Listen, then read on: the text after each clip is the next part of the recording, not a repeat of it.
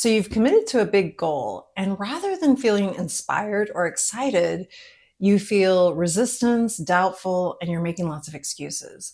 What if I told you this was a good thing? And it doesn't mean that you should throw in the towel and you don't have what it takes for this goal, but rather it means that your goal is doing its job. In last week's video, we talked about using a big goal as a self-coaching tool. And in this video, I want to talk about the things that are going to come up to you once you've made that commitment. Those are going to look like the excuses, the not wanting to do things, and all the resistance that you're going to get. And this is not a bad thing. It actually means your goal is doing exactly what it's supposed to be doing. So, first, let's normalize this experience because the expectation is that now that you've made this goal, you're going to feel clear, you've got your steps defined, and you're going to be excited and motivated. But the reality is that it's going to feel like a slog at first. And that's going to come up in doubt, resistance, unmotivation. And this is absolutely normal. And in fact, if that's not coming up at all, your goal just may not be stretching you enough. So the resistance when you're around this goal doesn't mean something has gone wrong. Rather, it's like an identity friction. You've got the place you want to be at the outcome of your goal, but you're still where you're at. And if your goal is far off, like in a year, there's going to be some lag there. But our brain likes the familiar. It's protection. It feels easier. And we've been evolved not to expend energy when we don't have to.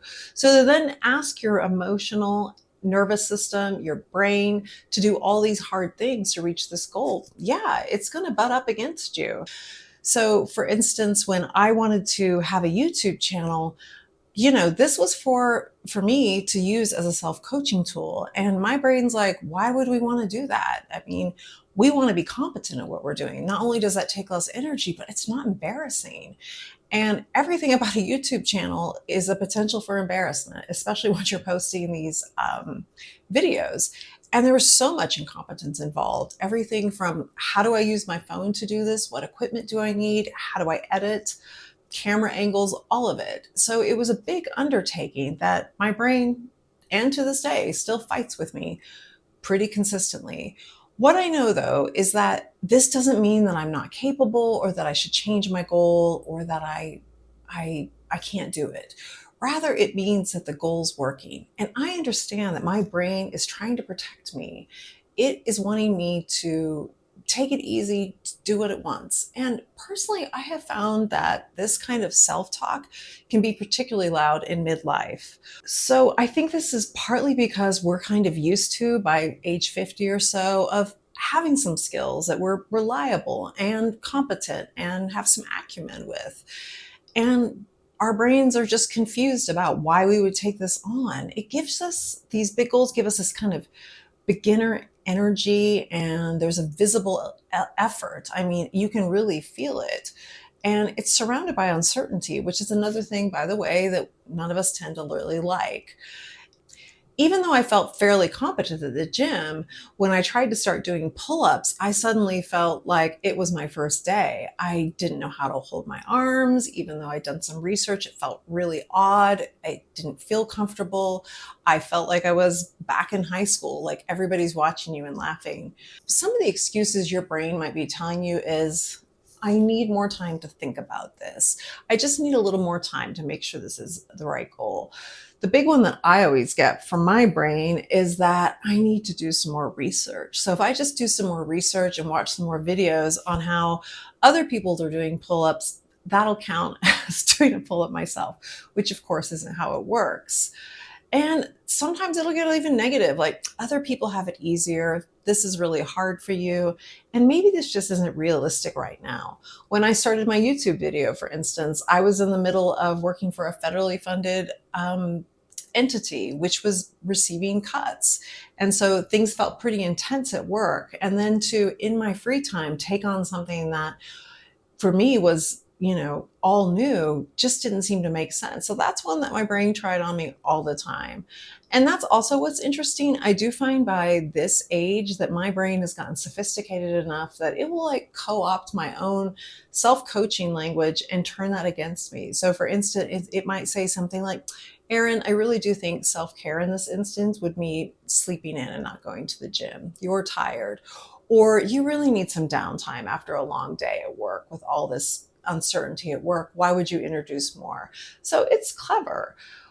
What I will also point out is you want to pay attention to the particular flavor of the excuses that your brain is offering for you, because that might be exactly the work that you might want to address.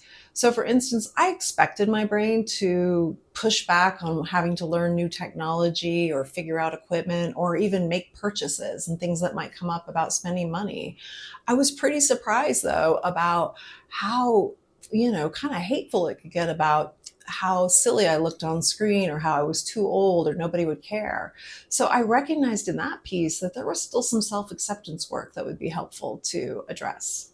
So if you're going to take this on and use a big goal and think of it as a self coaching tool in midlife, which I suggest you try, you have to remember that the goal's job is not to make you feel good.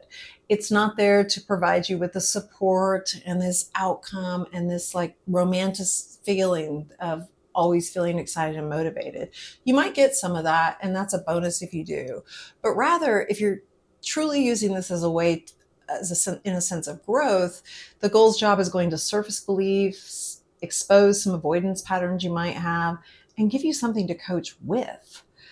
And if nothing comes up, I would suggest that maybe your goal is a little too small. If you're just ticking off the boxes and moving right along, I mean, that feels amazing. But if you really want to use this as a way to growth, try making the goal bigger. So if resistance and doubt are part of the process and not a problem, the next question becomes, so what do I do with it? I've got my mantra, but how do I just keep moving forward when I'm in the middle of overwhelm? In this next video, I'll describe some strategies for taking action without forcing yourself and without burning out. And remember, this is the second video of a 5-part series. So when that next video is ready, it'll be here, and we'll see you there.